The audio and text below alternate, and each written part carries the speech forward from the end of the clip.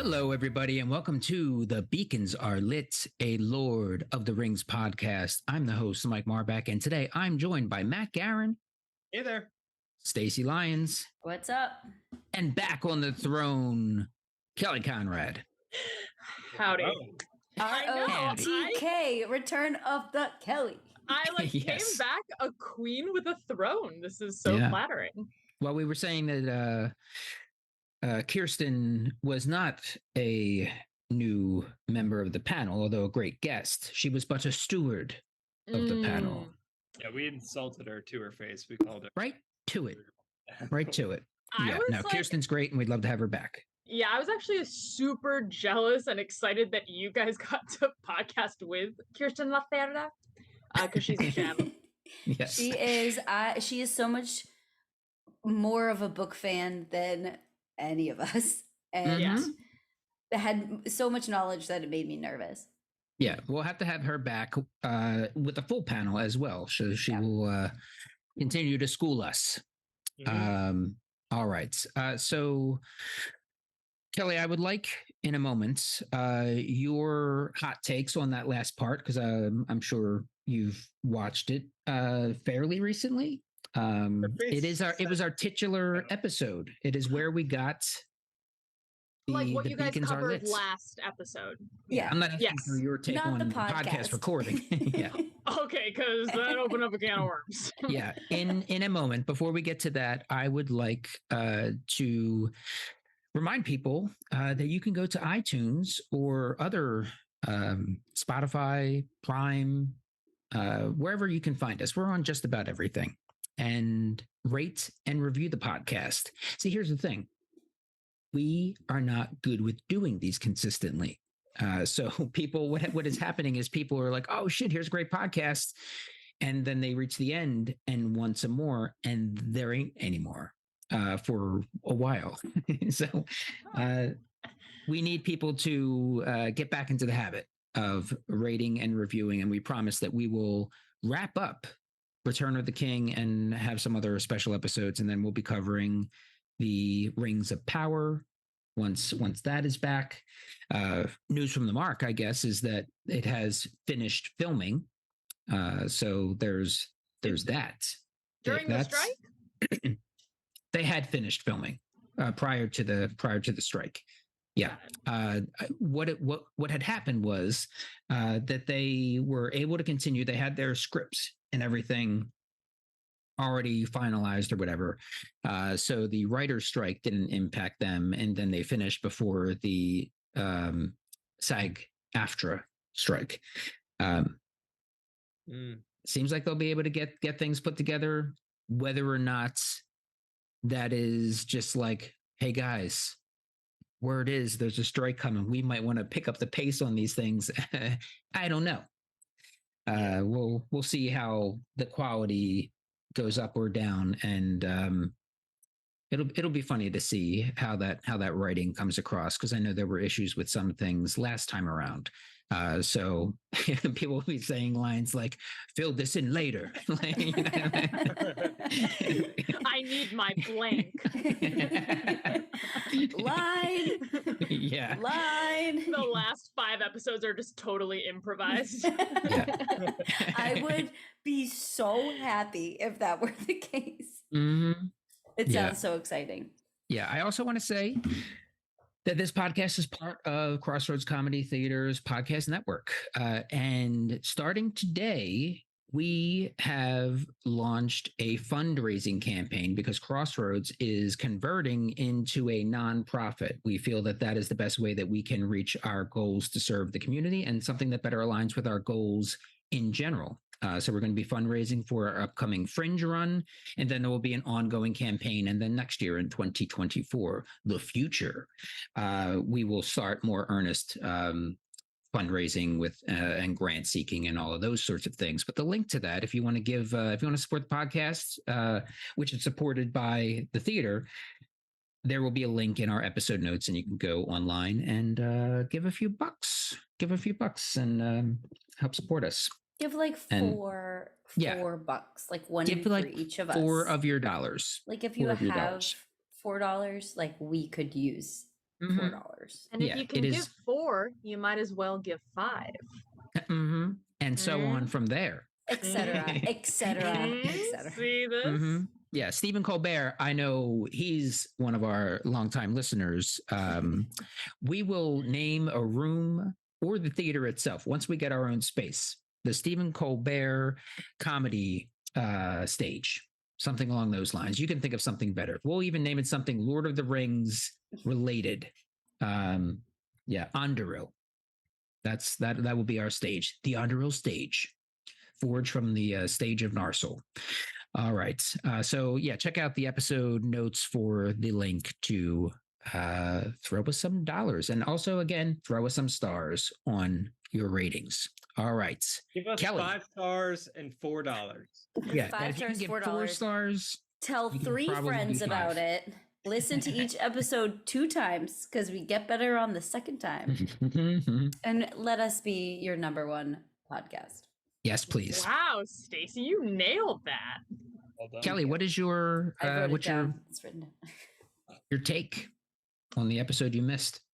Oh, so watched it very recently.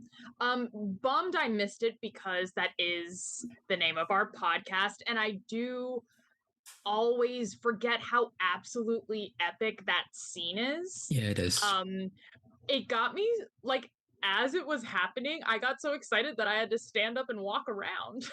I couldn't stay still. Gotta cool off. Yeah, I got so excited. And just I guess that scene stands out in my head a lot, how someone is manning each of those beacons in those super like reclusive areas. I'm like, oh, I hope they're paid well for how super difficult that job is that happened. They got some books or something. We spent like 45 minutes discussing how remote these people lived and how this worked, and we still couldn't figure it out. Yeah. So good for them for that system really worked when they needed it. So congrats. I think there were a lot of really big moments in those 30 minutes. We got to see Denathor just going farther and farther down the madness hole. Yeah, down Thor. Yeah, nice. Thank you. And we got to see Pippin freaking sing the shit out of like a pop song, like popify a Tolkien verse. Oh my god! And that shot they have of like the light, like when he's backlit, and it kind of looks like he's like on a stage. I used to think that was the coolest thing. Like I would listen to the CD on my way to school and I'd be like, oh, this song rocks. And now when I watch it, I'm like, I wish they just like made it like normal. I wish they just had, because Billy Boyd's like a musician, so it's like I wish they just had him like sing it like a normal person and not like Christina Aguilera is. But yeah, to the edge. Oh, nice. It was weird that he was holding like one noise can. Yes. It was kind of like asking, like signaling for more volume in the can. Yeah. And the sound guys are just like wrap it up. They're like giving the finger wrap up.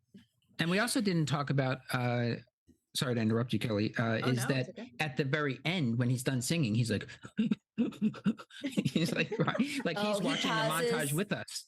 Pauses before the last word just to get the emotion out on the last word. What a move. Though I do like that song over that moment. I do think it creates it creates like a very nice, like eerie, doomy feeling, which I think is really cool. I thought there were some really, really great moments in that 30 minutes for sure. We mentioned how you probably loved, because you weren't here, so we had to speak for you. Oh, I love that. Bernard Hill saying, and Rohan will answer. Because we know you love a BH moment. I love a BH moment, and boy, do I have one in this 30-minute segment today. Oh, I can't wait. So yes, thank you for speaking for me. I'm totally okay with that. Yeah. Okay. I usually use lines of dialogue to name our episodes, and I had that as the name of the episode. I was like, I can't do that for our titular episode. I can't. And Rohan will answer on the beacons when they like the beacons are lit. Where the beacons are lit. Yeah, but you can though, right? Because it would be the beacons are lit, the beacons are lit. Because you could do the beacons are lit, Nah, it's not how it appears on the site. But yeah, also double colons. Like, what is this, amateur hour? You do like I think it's a power The move. beacons are lit, the beacons are lit, and Rohan will answer. Yeah, now with 30% more colons. would it work if you were like, the beacons are lit, the beacons are lit? Like, yeah. Yes. In parentheses, said like lit. Stoner. Yeah, all right. Let's get on to the Sept then. So last we left was Gandalf moping because the armies of Gondor were sent to Osgiliath to their doom. Some of the armies, the Osgiliath battalion led by Faramir. And he's like, oh, geez. All right. Such a mope. Such a moping. Oh. Yeah. We pick emo. up with, very emo. We pick up with the armies of Mordor setting up shop in Osgiliath. And they are moving, like, we got big trolls. Like, it's funny how things have escalated from Fellowship of the Ring, because we're like, oh shit, there's like one cave troll, and now it's like normal. We're seeing like multiple big trolls pushing some huge war shit. How did their armies get this big? Are they just making orc after orc? Like, they dug them from the mud. Yeah. But isn't that how they were making the Uruk-hai? Like, how are they getting all these orcs and trolls? They got an orc assembly line. Especially because I am not aware of any female orcs. So I don't know if they like reproduce in the traditional way that we know. You think orcs just sprout from the ground? Yeah, we don't know the orc reproductive cycle. We don't. Nor the cave troll reproductive cycle. I'm sure Kirsten does. Kirsten. The Cimmerillion. We got to get. Yeah. Yeah. I mean, there's definitely female looking orcs, or orcs that were played by women, I believe, right? Name one. Yeah. Because I got name a scene. We'll get to it, but there's one. At least it appears. Could just be I could be wrong. You got the hots for one of the orcs, Mike. There's a couple. Tell us. Just tell us which one you like, Mike. There's a couple of femme presenting orcs. Can't say. For her privacy. Yeah, I can't say. I won't A gentleman never tells. Gentlemen, class act. They did have that. Did we talk about this? I don't even remember if we did, but in the Two Towers, they had a lot of the riders of Rohan, of the Rohirrim. Why can't I say Rohirrim? Rohirrim. I can't say that freaking word. The riders of the Rohirrim were played by women, because all the women were the horse like trainers, and so they put them in like helmets, and the women were the ones riding horses because the horses felt more comfortable with them. So a lot of the Rohirrim are played by women. Okay, cool. All right. Fact. Fun fact. Yeah. Thanks for the fact. You're welcome. So Theoden and Rohan are at the bivouac. I don't know if y'all heard of that term, but they're at the bivouac. It popped up today, and I was like, they're bivouacking. Yeah, they are. Some people. Yes, they are in an interim camp. Okay, I was like, let's not pretend that this is a normal word people say. What is it's a bivouac? Bivouac. It's an interim camp. Okay. Mm-hmm. A waypoint. I threw it out there and kind of blew everybody's minds last. Where did you learn? Oh, so are you waiting for me to be blown away? Matt, you're so No. I'm just like, no, I'm pretty sure you just got that from what, like D&D or something. Like, how do you know that word? Yeah, close. Close, Kelly. Magic the Gathering. Deadwood. Okay. Deadwood. The genius writer David Milch himself. Okay. So. Yeah. Okay. And I did not remember the term, but after Matt had said it, now I get it. So yes. Yeah. Bivouac. Bivouac. Bivouac. I love fun words. I'm dying to know how it's spelled. B-I-B. It's a cool spelling. Yeah. Yeah. There you go. BIVOU. So they are at the bivouac, doing a roll call. Like, hey, we got these people, we got them over there. They showed up, and hey, where the riders of Snowburn? Where the riders of Snowburn? So they called no showed. Yeah. So yeah, dude is like, no one showed up. Yeah. Like, okay. They have like 12 more hours, guys. You can't all be ready at a Plus, what if they missed the beacon? The beacon was probably not lit for very long. Yeah, it's possible. You know, like everyone could have been like asleep. Put a little more juice on that beacon. It could have been a cloud. Yeah. Oh, they lost the war because of a cloud. It is not a 100% method. No. Yeah, it definitely has some flaws.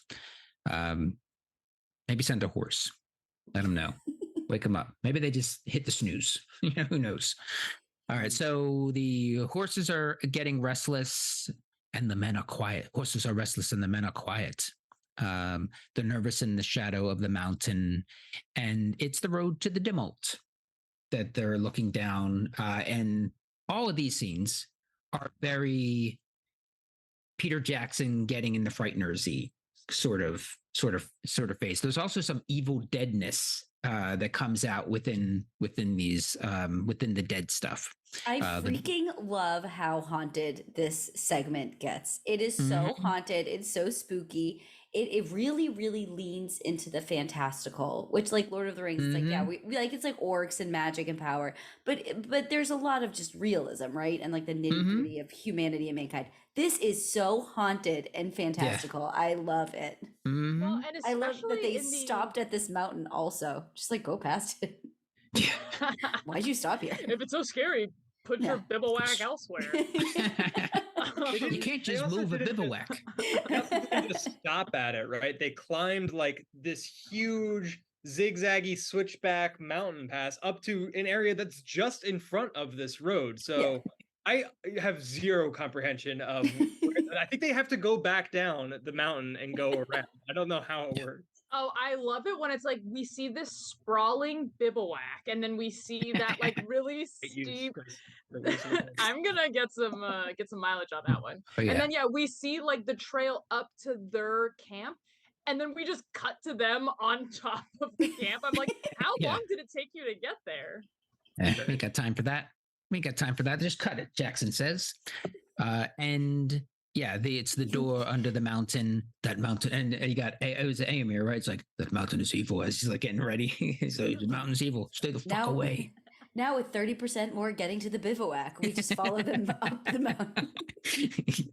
All the horses are freaking out. All the men are quiet. And you got Aragorn looking down, and you have like the whispers and everything, and then the ghost of the dead king appears, and then I think it was Legolas or Gimli's like, "Hey," he's like, "Ghost." I love that the ghost king is just like trolling him, like the whole time. He's just like. Totally fucking with them. Yeah. Little when Grinch the ghost feeding appears, the ghost appears also reminds me. It's like bloody Frighteners for sure, and then also a little bit like Last Crusades at the end. The trials and like the ghost kind of out of the cobwebs and fog. I haven't seen any of those, so I'm just gonna compare it to the movie Casper. When his like uncles come out of the wall, that's kind of what I was thinking of. That's spot on. Did you have a crush on Casper the Ghost? 1,000% yes. He was played by Devon Sawa, and I was born in 1989. Yes. So it was the voice, right? Because it's like having a crush on Simba, who was played by Jonathan Taylor Thomas. Yeah, obviously I had a crush on Simba. But when Casper turns into a human, I'm like, kind of preferred you as a ghost. Anyone else? No? Just Go back to a ghost. Oh, sorry. I was big into Devon Sawa at the time, so I was fine either way. Well, you date an orc lady. So. I kind of felt that way about there's a physical body from Beauty and the Beast. You know, when he like changes into a prince, I'm like, oh, not my type. Yeah. So they're outside the road to the Dimult. Aragorn's getting creeped out by the ghost. A little ball comes rolling out, and you hear kids' laughter. Like, a little red balloon is like popping. Aragorn. They all float. Yeah. Eowyn and Merry getting on his gear. This is adorable little scene. He thinks he's going off to war. Things are a little big on him. The sword is dull, so that's got to get sharpened. And then Eomer's starts talking some shit. And is he talking shit, or is he being an older brother, a protective older brother who has seen some PTSD war shit? Yeah, just real quick. I think it's a little bit of both. Just a quick reminder that Pippin is like a 45-year-old man, and she's like dressing him up. Oh, Mary. Yes, Mary. Sorry, Mary is 40. Yeah, these hobbits get infantilized a lot. Yeah. I do not doubt his heart.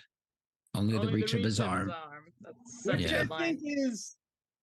I don't know. Maybe it's fair. It's fair. I tend to agree, Matt. Look, who's taller to contribute to the battle? Okay, there's other ways to contribute that he's probably be better at than sword combat. They could maintain the bivouac or fold up some tents once the bivouac has been, deserted.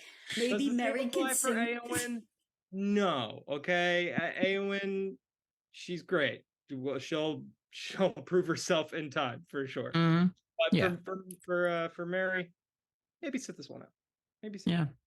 That's fair. That's fair. Yeah, I mean, you have to imagine Eomer has seen everything. He has seen just the worst of war, and he's seeing Eowyn get itchy for battle, and he's like, look, it's not you're not just gonna go rush in and have glory.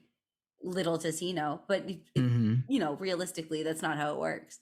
I do love Karl Urban really getting to like milk these kind of like action hero kind of lines, though. Like, war is the province of men. This gets to say some cool stuff. Yeah. There are some great lines in this part. Yeah. We see a cloaked figure showing up to the camp while Aragorn has a dream of bad things. Aragorn is having some personal issues during this bivouac. Like he's having tough combos with Bernard Hill. He's having nightmares. He's seeing ghosts. Like he's really going through it, and he doesn't look good. Sorry, Stacey. Misuse of the word bivouac. There, it's a noun. It can't be dirt. I can turn it into. A gerund is a noun with ing on the end. It's like a verb that becomes a noun. I'm using it as a gerund, and I think that's correct. So you would prefer at this bivouac? Yeah. Okay. I like the way Aragorn looks as he's bivouacking. Like I like that he looks like a little sweaty, and I think his like blue eyes are really popping. He looks like a little strung out. I think it's a nice Aragorn. Oh, I mean, aesthetically he's pleasing. Emotionally, he looks very worn down. Sure. Yeah. Well, bivouacking is hard on anybody. And by the way, I can't wait for our next review, bivouac-centric podcast. Yeah. I choose a mortal life. Yes. Yeah. So, and then smash. The light of the even stars leaving her is the point of this dream. And yeah, he wakes up with the sword. and, lucky that guy didn't come and give him a little hey, you okay, dude? Yeah, he got over it pretty quick though. He woke him up from so far away. Yeah, he just walked probably looked over and saw his hand on the sword. Maybe I don't shake him awake. I don't think he's the shake awake cut. He backed out of the tent like nothing happened. He was like, okay. Yeah, and it's not the first time. Slowly. I would have loved if there was an extended cut sequence where he's like, Aragorn, man, what's going on? He comes in the tent, sits down on his bed. It's like, you're sleeping with a dagger under your pillow, bro? Yeah. I'm sure there was in the extended cut when we have that 30% more bivouacking, that there is a speech by Bernard Hill or perhaps the closest companions of Aragorn, Legolas, or Gimli, who pull the bivouackers aside and just let them know, he's going through some stuff. If you need to alert him to anything, do not walk over. He's not the shake awake type. He will slice you in half. So they probably gave him some fair warning. Drawing straws outside his tent to see who has to go in and wake him up. He's sleepwalking around camp, just like throwing Andrew Will around and just like yeah. He didn't want alerts moment. Wake him up and just choke him. So we have the tent, the king's tent, and look who's there. It's Elrond of the Rivendell. It is, I'm going to say, peak Elrond. He has never been this dramatic in this movie yet. And that includes the conversation with Arwen when he was very dramatic. This is Elrond's moment. Yeah. He snuck that sword in under his cloak. Like, he practiced the whole way, just being like, okay, if Aragorn can see me from here, I need to make sure that the sword is hidden. I have to make sure. Oh. Can you imagine him walking with that under his? Yes, I absolutely can. We see him waddling up the path, except he rode a horse. The entire time that sword was being forged, Elrond memorized what he was going to say to Aragorn. Yeah, He practiced pulling it out. He practiced holding it. Yeah, he was made for this. I'm going to sit 3/4 turned away from him so he can't see my face. Then I will reveal it. I will say, I come on behalf of one I love. Arwen is dying. I'm not going to say I come on behalf of Arwen. I'm not going to say her name quite yet. I'm going to make sure he knows I love. And while I say this, I think you know who it is. I'm going to make sure I'm sort of in the fire so that my good side is lit by flames. And the lights of the even star is fading. Oh, it's so cloaky, Kelly. It's like a thick cloak. And it's like extra cloaky around the face. Yeah. And that moment when he pulls Anduril out. They will answer to the king of God. Like, that moment is just like so cool. He brought musicians with him to play 100%. The score. They were playing the score, while he was pulling it out. That was not. Yeah. Just real quick though. So happy to see Elrond again. We haven't seen him since. Yeah, in a little while. Yes. Great. We've got a full trilogy. He's gone for the second one. He's back for this one. Yeah. Well, wasn't he in the first? He was in one of the earlier episodes when he was having that conversation with Arwen when she was like, "You also saw life." Oh, yeah. Right. It feels like a long time ago, man. Feels like a long. With their baby. You ride to war, but not to victory. And he tips them off to the Corsair ships that are coming in from the south. You need more men. There are none. There are those who dwell in the mountain. Bum, bum, bum. And then we see that ghost face again. Yeah. And the wind picks up too. And there's, like all we needed was like a bolt of lightning. He has like thunder. He brought like elves with him, and they're doing like fans outside the tent. Yeah, I'm telling you, this they got was a Foley artist.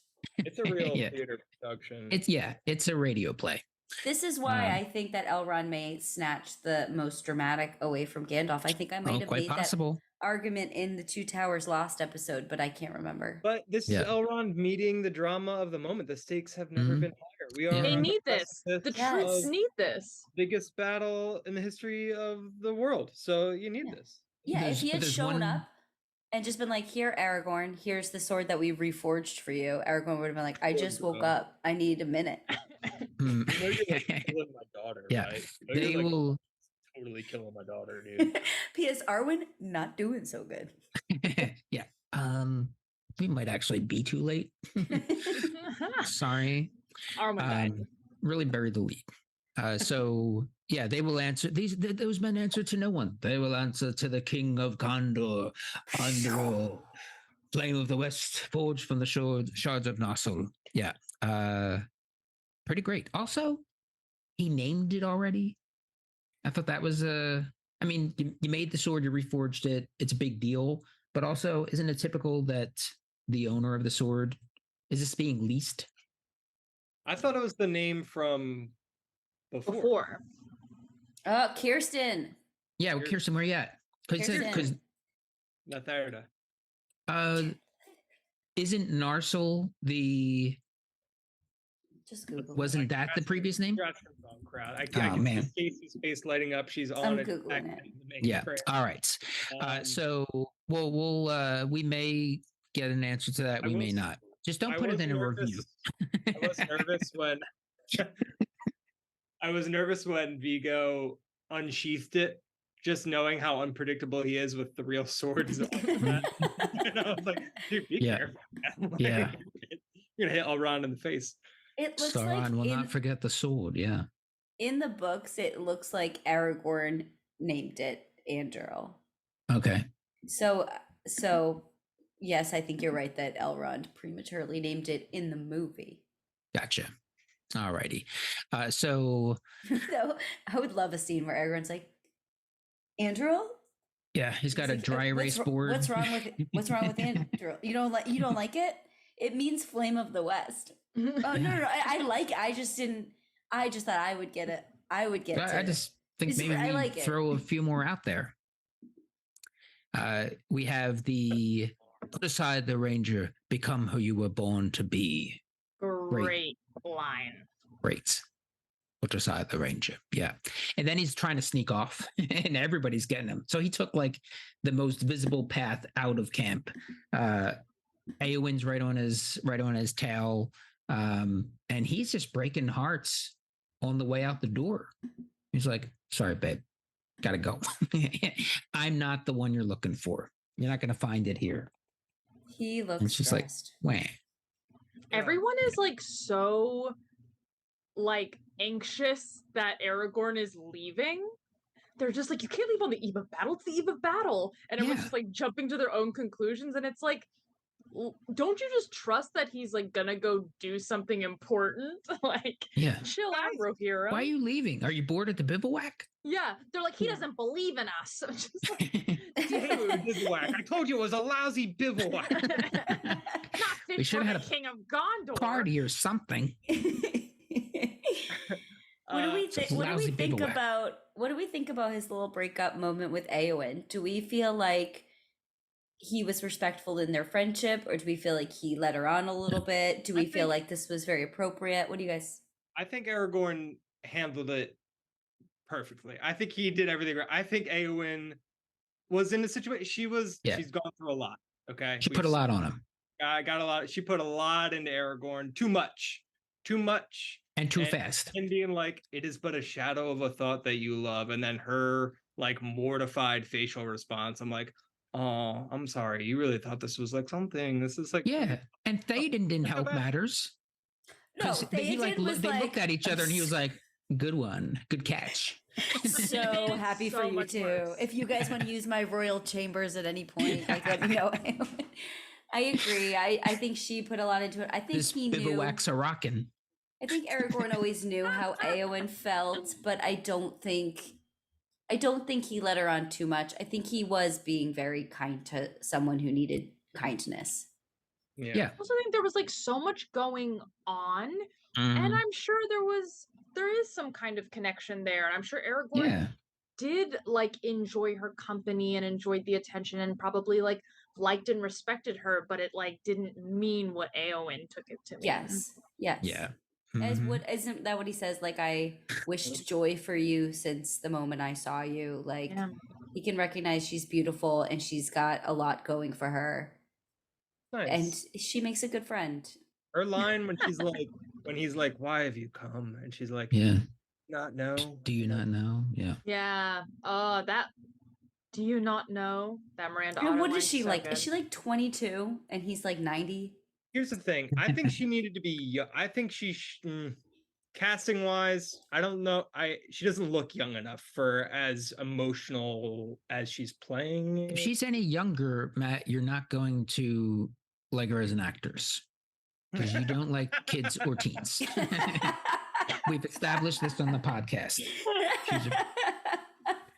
Then you'd be complaining about that. The kids and teens in Lord of the Rings are not bad. The kids and teens in Lord of the Rings are not bad, because I also don't like kids in movies a lot of the time, but I wouldn't know. I've never seen it. Until this podcast, I had no idea about this through line of like those townspeople kids that were running from the orcs and stuff. So this is I haven't seen God. yet. Yeah.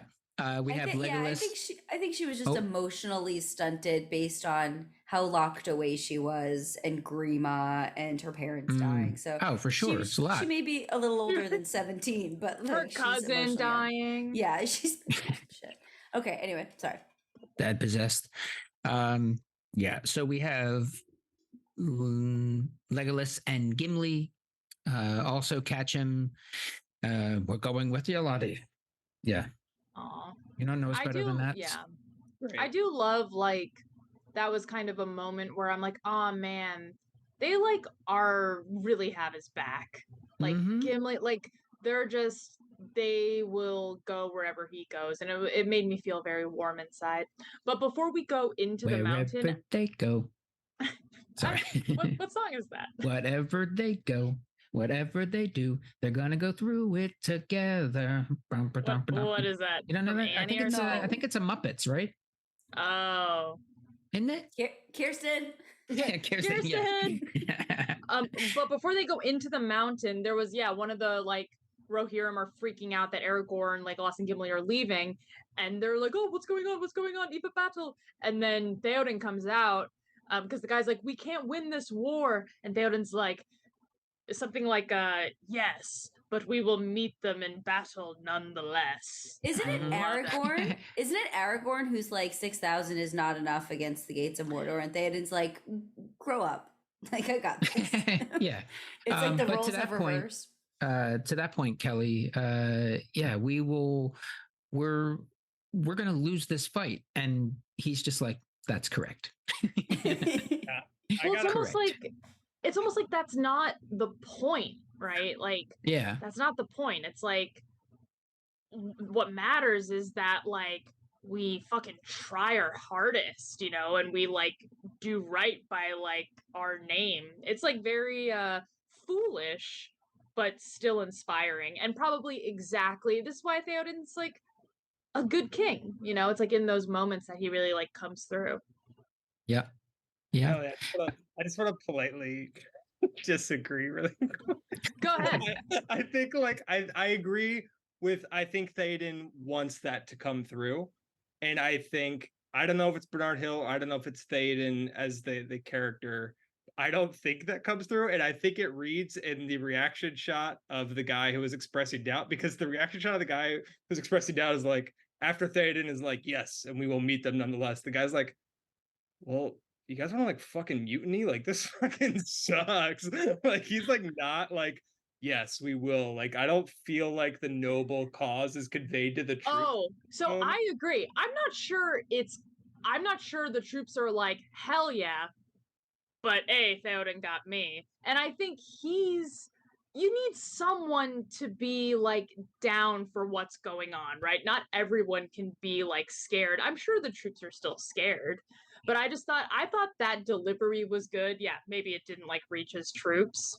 But I thought the troops did nod in a way where it was just kind of like they were surprised to hear him say this, and they were also like, okay.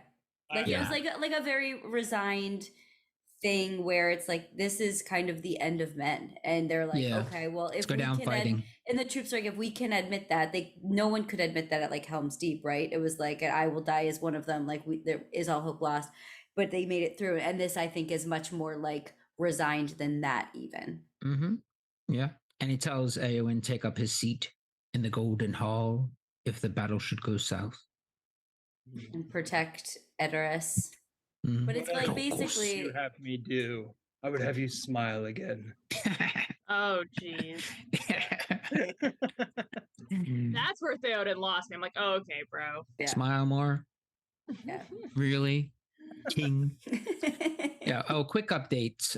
Wherever we go, whatever we do is from the musical Gypsy, which was then done by Ethel Merman and Kermit and Fozzie on a Muppets thing. So I know it from the Muppets, but it's actually from Sondheim and Gypsy. Okay. So thanks, Mike. There's that. Yes, we still don't have answers on some of the Lord of the Rings things, but we got that covered. Well, that was a big one. It's not what's important. Yeah. That's the one people would have been like, they don't know what the F they're talking about. All right. So Kelly, I agree with you that it's nice to see when the fellowship bands together. I love a good fellowship moment. It's beautiful. And I love that. I do love that they have their back. And it's also kind of like, I mean, what else would they do without Aragorn? Yeah. Like I was thinking, they're probably like, we're going to get no screen time if we just hang back here. By ourselves. Plus, this bivouac is capital B boring. There's no stew. There's no stew. Oh, that was a great Gimli line when he was just to break the tension of Aragorn being all weird about the mountain, and like Gimli just like pats his shoulder. He's like, "Let's get some food." So we are going through the Dimult, the road, and Legolas is telling the backstory and like giving us a little exposition. This gets so spooky so fast with the camera like swirling and that's around all him. Extended. So much of this segment was like cut. Theatrical cut, Kelly. She's back. They basically cut a genre out of the movie. They were like, no, just like 2 minutes with the dead green ghosts is enough. We don't need like the skull avalanche. We don't need the Evil Dead like camera moves of the evil going up and getting in their faces and the wind and a fucking pool of skulls. The circular shots around Legolas also feel very like music video to me. Like I feel like Legolas is just like looking at the camera. I'm like,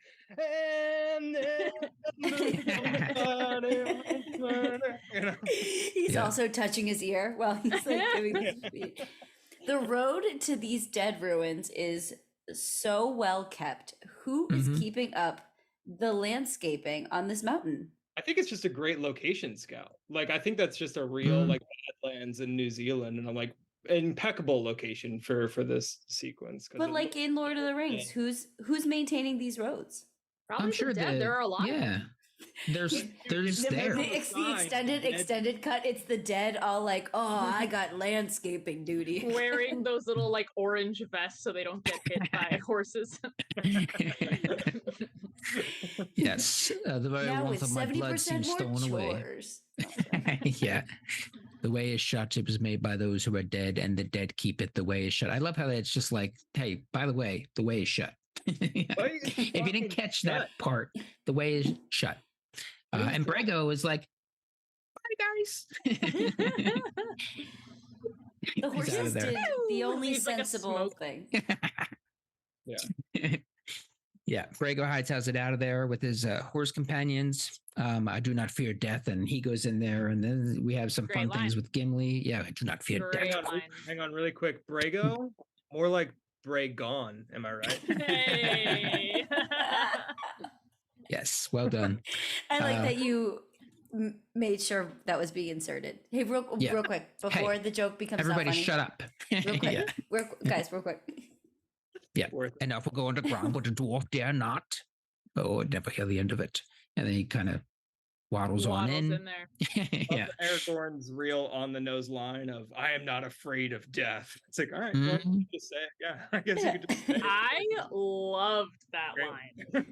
Yeah, they did a line-orama in the extended cut where they just do a bunch of different takes like you would see on a Judd Apatow film. Yeah. And like one of them was like, "Hey, death, schmeth," and then he goes running in. Yeah, I'm glad they went with this one though. One of them is just for Frodo, and they're like, we're actually gonna save that one. That was a good date. We're gonna save that one. Yeah. There's a bigger moment we could use that. Put that in your back pocket. Yeah, and never heard the end of it. Éomer at the bivouac is wrapping up. It's the end of the bivouac. No, as we know I it. hate the end of a bivouac. I'm always like the last person there, being like, "Can we please stay?" One more night.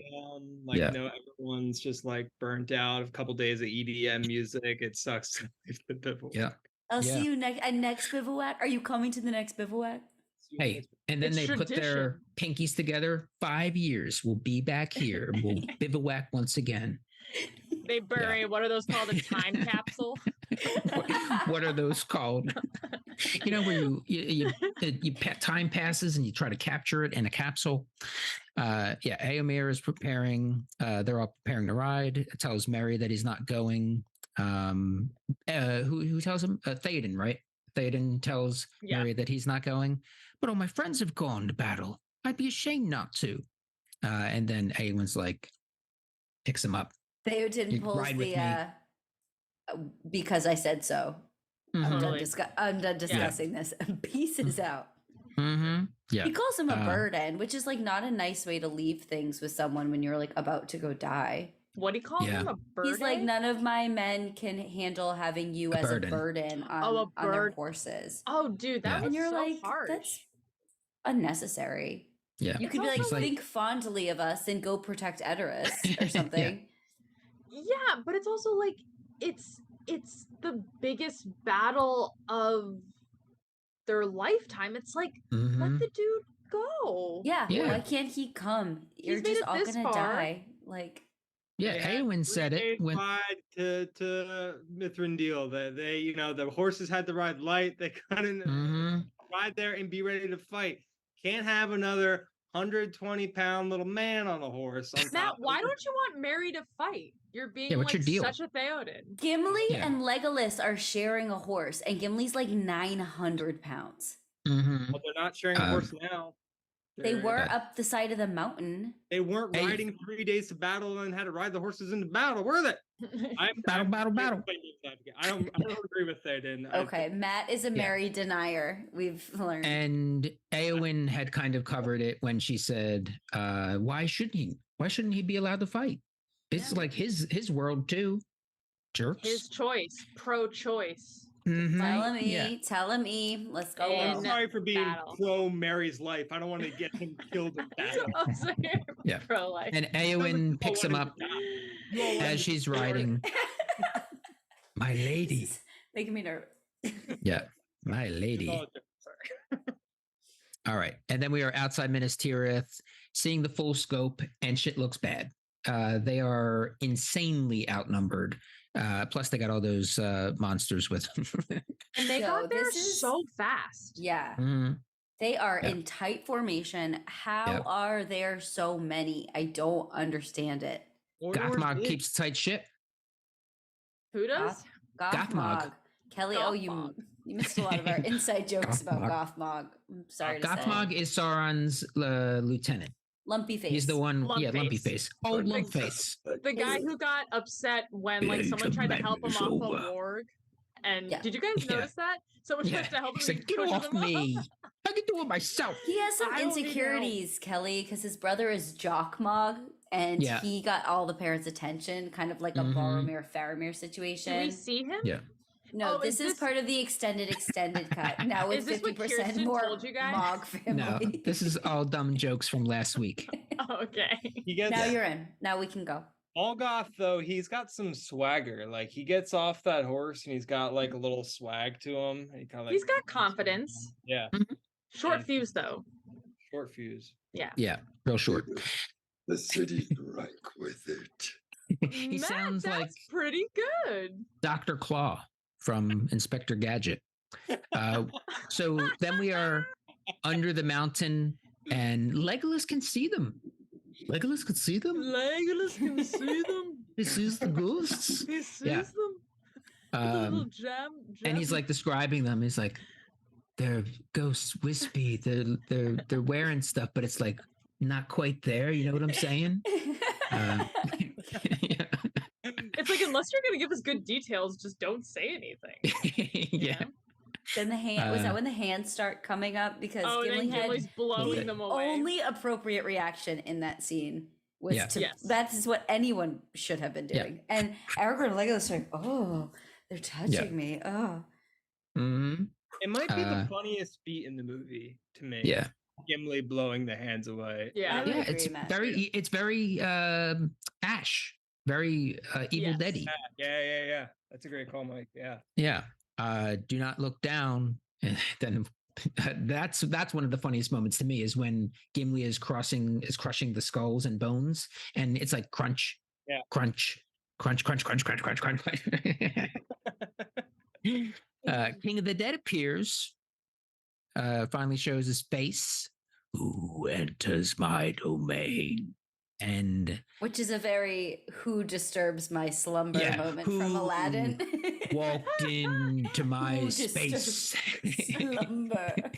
I do love a good domain drop, though. Oh, for sure. Love the word. Mm-hmm. Yeah. The dead do not suffer the living to pass. And then we have one of several, or at least a couple. Less. He laughs, and then they all reveal themselves. And the thing I love about this, aside from the insane numbers of them, is that it's also like ghostly structures, like the architecture kind of comes back as well. Yeah. I'm gonna nominate this guy. What's his name? King of the Dead. I'm gonna nominate him for most dramatic. Oh, he's pretty dramatic. Yeah. Yeah, I don't think he can hold a candle to Elrond, but I'd like to see him in being nominated. He's also super cocky. Yeah. Very so arrogant. But wouldn't you be too if you were king for like thousands of years? Yeah. And he was arrogant and cocky enough to like break an oath and leave, right? Like they are like what do you call it when you run away from something? Fled. No call, no showed. Traitor. Cowards. Traitors. I love the look of these guys, though. I love all the dead. So I think it looks so cool. I think the effects. You like the green? I do like the green. At first, I remember not liking it. Now I really like it. I like the green. I think it's the spookiest color. I think it's nice and ghoulish. I think it fits. It's such a bold choice. Yeah. Purple could have worked too. But it's not green. It's also like the just the ghostly quality of how they're like definitely humans in good costumes and stuff, and then somehow special effects kind of faded in and out in certain parts, and like the light streaks that are on them. His face, like everything is like doubled. His face is blurry. Like I really was into how well this is done. You like his mouth and like the back of his jaws and stuff. Yeah. I remember when I first saw this, I was like, oh, green. Interesting choice. I was like, I've heard of green before. I think I know this. First time seeing. Where do I know this color from? But no, I do love the way that they like look. Yeah, the way that they're layered and kind of like opaque and like skeletal and zombie-like. How the arrow goes completely through them is such a cool. And then when you get when the Anduril stops him, like I just love that so much. It's such a good play with texture almost with these characters. I do find it Dragons like green, like necromancer green, like it feels. Yeah. I summon you to fulfill your oath. And then he runs at him and then cling. He's like, ow, you're strong. Wait a second. I have been touched in 2,000 years. You're supposed to be able to do that. That blade was broken. It has been remade. Great moment. And this whole ghost stuff is very different from so much of what we've seen so far in terms of escalating the what is possible within this world. And I think that they did a great job of kind of introducing a little bit at a time. Like they introduced the story, they introduced Legolas being able to see them, and then we had the faces a little earlier on. We saw him just standing there. So they did a real nice job of getting us used to the idea of like, hey, everybody, now there's ghosts. Yeah, I think like this definitely has potential to be seen as like that came out of nowhere. But I agree, like when I'm in it, at least I don't feel like that. I'm just like, cool, another part of this story. And it also has the backstory with Gondor and Isildur also. And then also I think this is the moment when like Aragorn's stakes are so raised, right? Like we see him kind of going like Arwen, he's saying goodbye to Eowyn, like he's like gets the sword and he's like on this personal journey too, and now he's like really taking control of his life and his like reign, I guess. Yeah, like his responsibility. It's like a transition. It's like and he looks transition. He looks like he gives like he has out of fucks in the scene. Like he is like you are going to come with me, and you can see him getting so desperate And I love that. Yeah. What say you? I mean, and then the moment when they're out of the mountain and he's like really viscerally upset, like this meant a lot to him, and I love the way that Vigo acts in this. Yeah, one might say he's putting aside the ranger and becoming who he was born to be. Which, to be the Kirsten for a moment, that's like all the movie. Like in the books, he's pretty much like, I'm game, I'm the king, I'm Aragorn, like I'm ready. Like from Fellowship on, there's no like reluctant hero's journey, and I love that about. No shit. Okay. I love a reluctant hero. You know that. Yeah. And yeah, when Swords Clang grabs him, oh geez. Fight us and regain your honor. I will hold your oaths fulfilled. And yeah, what say you is something I say. We talk about lines that I use a lot. I think I use that more than any other line within this trilogy. What say you? Laughs and unleashes another. We have another moment, and then we got a mountain of skulls through. Just pouring out of this mountain. A ball pit of skulls. Yeah. Scrooge McDuck like money bin of skulls. I somehow always forget that happens, and I don't know how. Because it's so insane. Like I have bumped my head against other people's heads by accident, and that's just like, oh, and it hurts. Yeah. If you have a skull flying at you full force down a little skull mountain and that hits you in the head, skull slide. Concussed. Yeah. The wide shot of the I don't know, King Castle, whatever you want to, of it like starting to collapse and all the skulls pouring out looks so cool. It's like it's great movie making stuff. Is this him? What do we think is him like releasing? It's like a symbol. What do we think this is? Well, maybe it was the all the ghosts that they all had jobs, as we've discussed. Some of them were just holding shit together. And he's like, hey, everybody, drop what you're doing because we got to go fight. And then it was like, boom, skulls. It's them being like, we're breaking free of our curse. Yeah. They do a little High School Musical breaking free number. Oh, I have a question too. Now, was it just the sword, or was it the sword plus Aragorn that made this happen? I think it's the sword plus Aragorn, right? It's because he is the rightful heir to the throne, plus he's got the sword of Gondor. Yeah, I think so. I think Elrond says at the bivouac something to that effect of like the one who can wield the power of the sword can command and control. So more deadly than any other. Yeah, have the power to control the sword to do this. So it couldn't have been like gambling. It was just like, hey, I got the. He just walks in with the sword. You guys remember? Do you remember this? Yeah. Come on, guys. I think the sword is like proof almost, right? It's like, okay, you are the heir to the throne, and to prove it, I have this like sword. Yeah. And this is my ID. It's easy to forget in the movies that Aragorn's like a little bit of magic. Like he's got a little bit of magic. He's a descendant of the Dunedain. He's the chosen one. Yeah. Of the Dunedain clan. Yeah. He's blessed with long life. Half elfish? Dunedain were descendants of Numenor, right?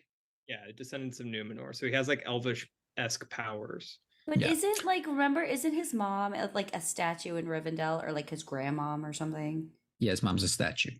Is it? I don't know. But I think he was like raised there, right? Like maybe she like took refuge there.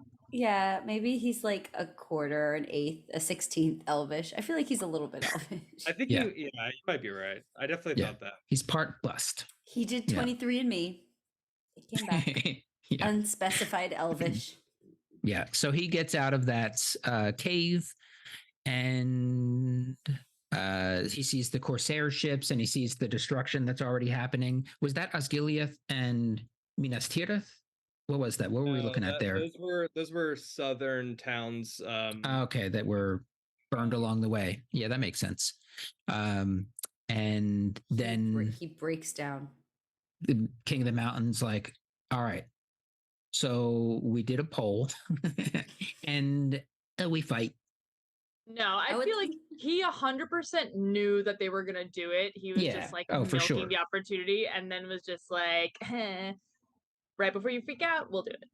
Yeah. I love the way killed by the skulls. The way like Legolas and Gimli comfort him in this moment is it reminds me of when Gandalf died and they're like comforting Frodo, but Aragorn's the one who's like, we got to keep going. And like in this moment when it's turned, like when Aragorn's like kind of like lost, he's like, he kind of lost in that moment, or so he thinks, and they're comforting him. It's just so nice. Yeah. But to that question, like what if they were covered by the skulls and killed? Would the Maybe dead, that was a test. Would they have like they start digging them out, or they'd be like, "Oops," and then go, "Hey, he's dead now, but we did our part, and I promise you that he told us that he would hold our oaths fulfilled. There was just the skull avalanche, and it was an accident." I think they knew. I think they knew the skull avalanche. Like I think they knew that was going to force them out the side of that part of the mountain. And they were like, get out this exit. You know what I mean? Like, keep going. I kind of think that the Army of the Dead was like, hey, if they die in the skull avalanche, then we're cool being dead. We're hanging out. Like, shit. He dies in the skull avalanche. No skill. I made it up. No heir of a Sealder is going to die in the skull avalanche. Let's see if this guy has backup ID. Let's see if this guy has a Costco membership card with his name on it. I would like to have seen the internal discussions of the dead being like I imagine it's just the King of the Dead that is like, no, but like, come on, guys, like we're all cool here, right? Like we all love it. Everybody's like, no, we fucking hate being dead. We're literally cursed. This is torture. King of you the don't Dead have to sweep that road every day. I sweep that road every day. I'm sick of sweeping that road. King of the Dead was like, hey guys, listen to me. Look, I was out there. They got this pretty cool bivouac going on. I saw it when I was, trying to play a joke. It rules. It's a temporary home. Yeah. All right. So Faramir returns, being dragged by his horse, arrow shots. He's shot by an arrow. He's arrow shots. That's not the name of his horse. I thought you knew that, and I was like, "Oh my god, what a cool name for a horse!" That's how I have it in my notes. Faramir returns, arrow shots, being dragged by his horse. Gothmog looking smug. He's feeling pretty good about things. That's swagger. Yeah, he's feeling pretty good. He stumbles off the beast, and I love that there's an impulse of one of these fucking evil orcs to be like, hey, you okay, dude? You all right, man? Talk a lot about the black and white nature of Lord of the Rings, but here we see a little bit of gray. There's a little bit of good in the darkest of times. In the darkest Saruman University teaches empathy when we have the proof. We have the proof. I would love to see the bivouac of the orcs leading up to this moment with Gothmog, like by the fire, hyping himself up. Like, there's no way we can lose. And his friend being like, yeah, no, you prepared. You've done this. I just don't know sometimes. It's so hard being a leader, you know? This is going very Cookie Monster. very Grover. Far. I love it, Matt. Keep doing it. Gothmog, he's looking all smug, stumbles off the beast and pushes off the orc, tries to help him. Fear. This is where you can come in, Matt, with this line. I already did it, but I'll do it again. Yeah. The city is rank with it. Yeah. Catapults, let loose the prisoners, catapults the heads of the last Skiliath battalion. So gross. That's so diabolical. So messed up. Real stuff that happened though. Makes you think Faramir really, like, if this weren't Lord of the Rings, like Faramir really wouldn't have made it. He would have been one of those heads flying over. This battle and this move is very if any of you have watched The Last Kingdom, I know I've talked about it before. The one with Orlando Bloom? That's the Kingdom. Yeah, Kingdom of Heaven. This is easily confused. Kingdom is it's like Vikings. Yes. Yeah. This is with Vikings. It is a show on Netflix, and it's 5 seasons long. And there's a follow-up movie that was out in the spring, and it is fantastic. It is a very tight 5-season, beginning to end. The wrap-up movie too is also pretty good, but it is. I would say, and I run a Game of Thrones podcast. Love Game of Thrones. It is a more satisfying show than Game of Thrones, and a more satisfying ending specifically than Game of Thrones was able to pull off. I mean, that's truly Game of Thrones is probably one of the most unsatisfying shows. Yeah, but this one, I've watched it twice all the way through, so I will not do that with Game of Thrones. How long are the eps? Is this the Korean hour apiece? Okay. What is this, Matt? Is this the Korean zombie one? No, that's Kingdom. But that's also very, very good, and I would say very Game of Thronesy, and in some ways better. This is back to, we're just going to start a podcast, going to call it the Kingdom Pod, and it's all the things with Kingdom in the title, and we'll just talk about the Kingdom stuff. I love it. I could talk a long time about that Hilary Swank, Jamie Foxx movie, The Kingdom. It's good. It's good. It's good. Oh, I know we're already going long here, but real quick, Jamie Foxx, so damn funny in that new movie. They cloned Tyrone, or is that what his name? I think that's the name of it. On Netflix. It's a really clever sci-fi sort of thing.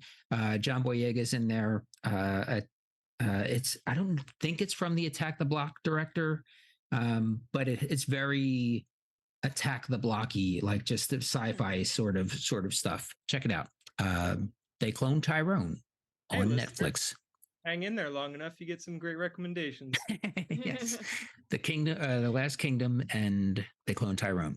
All right, so Fear the City is right with it catapults the heads of the last Osgiliath battalion, and Denathor is running around moping big time. Woe is me, my lion is dead, blah, blah, blah. And he catches a glimpse as he walks over and sees how bad things are. Rohan. Like Minas Tirith is crumbling. Like rocks are being thrown into. I mean, it's such a shame because what a beautiful city. Oh, for sure. And then the scene where you see the rock blasting the side of the buildings, and like women and children are behind there, like holding their kids. Like no one even thought that this was even an option. Yeah. It's so distressing. I was like this is a very dark movie, you guys. Like this is very sad. Yeah. Very quick Jackson cameo too. Jackson cameo. Was he in the tower that got rocked? Yeah, he was in one of the tower. And he's on in the Rock Tower. Was he in the Rock Tower? Yeah. Was that his head that flew over? That was his real head. Yeah. He decapitated himself in the movie. He's dedicated. Yeah. Right. He's method. Yeah. Denethor, though, being like, fair, my line is dead. Yeah. Rohan has deserted us. Theoden betrayed me. Yeah. Had the guy be like, the guy, it's Pippin, right? Is he like, he's breathing a little bit. Like, he needs medicine. Yeah. Like medicine's not going to fix an arrow wound. It is so close to surgery. The Will Ferrell bit in Austin Powers where he is. Do you guys remember this? Where he is? Yeah, it's like I'm very badly burned. Very badly burned. He's gone. He's finished. I just really, just Can anybody hear me? You shot me. Why did you shoot me in the arm? You shot me right in the. Great. Yeah. Oh my god. That moment is so funny. That is our next episode. We'll get to those bits. Rohan has deserted us. Theoden betrayed me. Abandon your post. Free. We will lose. Yeah. And then clank, clunk. Gets the old kabong. Satisfying bonk of. Oh yeah. In a movie. I feel like that moment got like an applause. Oh yeah. The audience. Yes, absolutely. It was nothing more deserving, and they didn't even see the extended. So imagine if they had. Matt, what do you think is funnier, Gimli blowing the dead hands or Denethor getting bonked? Funnier. funnier. I'm gonna have to go with Gimli blowing. Okay. All right. Yeah. The bonk is I think that just gets it. more gratifying than Yeah. Oh, for sure. fuck yeah. I Yeah. fucking hate Denathor. And Gandalf is the best. I was so stoked on Gandalf for this. I was like, yes, I love you so much. Gandalf And he has doesn't- no nonsense Yeah, anymore. he doesn't even just like clank, clunk him. He gives a like I would have paid. I would have given anything for Gandalf to spit on him at the end. No, Just the man go. has class. Give a little kick Cock with a his big one. foot. Ooh. Yeah. This hawk. He like sniffs.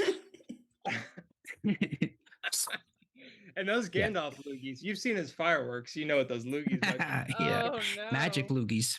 That is Yeah. one magic loogie. Yeah. Pulling in some Seinfeld. All right. Yeah. Smack. Smish. Ugh. Prepare for battle. And that's where we end this episode. Any final thoughts or bits on anything I can't wait to for this next point? week. I'm so excited to get to it. Next Yeah. week is no bivouacs, right? It's just battles. I think it's Sans bivouac. Okay. Oh well then. Sans Kelly. No that. bivouac, no Conrad. Hey, I didn't make the rules. Yeah. All right. Then let's cut to winners and losers. Start with those losers. Who you got, Kelly? You know, I'm just realizing we didn't talk about Frodo and Sam. Not at They all. have- They have a little moment. Yeah. When? They What don't- moment? In this They don't moment, have a no. Yeah, No when moment. Gollum That was the end of last episode. wasn't here. You can talk Did about you ask it if for a you winner or loser? Loser, please, Kelly. What do you got? Loser. Faramir. Who? Is that her? Yeah. Faramir. Quite fair. Yeah. Like mentally, spirit. Like he was just, I feel like, destroyed in every kind of way a human could be destroyed in this part. Yeah. And he's alive, but like at what cost, you know? So he's my Only loser because here. his horse was like, fuck this. Yeah. I don't Pulled a care if you're Brago. stuck or not. Yeah. His horse was like, I'm not doing this. Yeah. You know, from the Brago handbook. Matt, who you got? Denathor, you know, it's Yeah. great to see that piece of shit vanquished. Taken down. You know, taken down a notch. It's A awesome. knock. Yeah. Stacy, who you got? Those are some good ones, guys. I guess I will say Arwen because she is losing her life. Yeah. Nice. Yeah. The light of Yeah, the even yeah. star is she is Is losing fading. it. Yeah. She's dying. So that's Yeah. yeah. Well, that's one thing we didn't necessarily talk about is real quick. The light of the even stars fading. Her rate is now tied to that of the ring. And that is because She's not an elf anymore. So- Mike's like, that. Tell me. Yeah. I think it's like the elves are like connected. I mean, to- I know. I'm just I'm just making sure you Right, know. like the elves' well-being is like connected to like the well-being of the land, and the more evil. Right. And the and- shadow is, reaching. Yes. Yeah, and like Elrond and Galadriel had those rings that helped maintain power, but Mhm. that's why all the other elves were leaving because they didn't Right. have that power. So Yeah. she's staying in a hostile land. Yeah. She's staying in a hostel. Yeah. Yes. Rivendell Not a hostel. bivouac. Super Not a bivouac, no. And That was sold that out. was that me? I'm You need a up for loser. I'm gonna say I had Denathor, but I'll match that and raise it and owners of all them skulls. So, owners of all them skulls. And Those. What's that? And the heads, the catapult heads too. You can throw them all in. Oh, sure. Yeah. A lot The of heads. battalion. Yeah. This was a Yep. heavy 30 minutes. Yes. Pretty And winners, Stacy. Elrond. He knew his lines, he hit his marks, he hit his cues, he hit his choreo, he reforged the sword, he delivered it, he got in, he got out. He left and he was like, that was the performance of a lifetime. He high-fived himself. Yeah. I would love to see him just like the whole way there and the whole way back there, practicing his lines and back being like, oh, I forgot one. No, you know what? I'm glad I left it. Yeah. And made the trip alone too. Yeah. Except for the guys who were fanning him. Yeah. Matt. Ooh, I'm going to take another big one. Got to go with our main man, Aragorn. Like, he's accepted the call to action now. He's got his boys with him, ride or die homies. Got his back, summoning the dead. Yeah, just all around. I mean, except for the towns that he sees at the end kind of burning and stuff, for the most part. Everyone's doing. He's on his way up now. Yeah, big up for Aragorn. Kelly, who's your winner? My winner it was going to be Aragorn, but that's a really good one. My second winner, it would have to be Gandalf. Yeah, I think mainly for just knocking Denathor out. Like, he had to go for a little bit. He needed a timeout. So I think that felt very good. Sure. Yeah. He needed a timeout. Is very funny. Yeah. He did. Elrond was my winner, so I will match that and also go with Merry, who is joining his friends in war. He got to do it anyway, even though they didn't want him. He got to do it, and we know how that turns out. And by extension, Eowyn too, who brought him along. Yes. All right, that'll do it for this week's coverage of Return of the King. This is part 4 of years-long coverage of Lord of the Rings trilogy. Thank you, Matt. Thank you, Kelly. Thank you, Stacy. And thank you all for listening. Bye.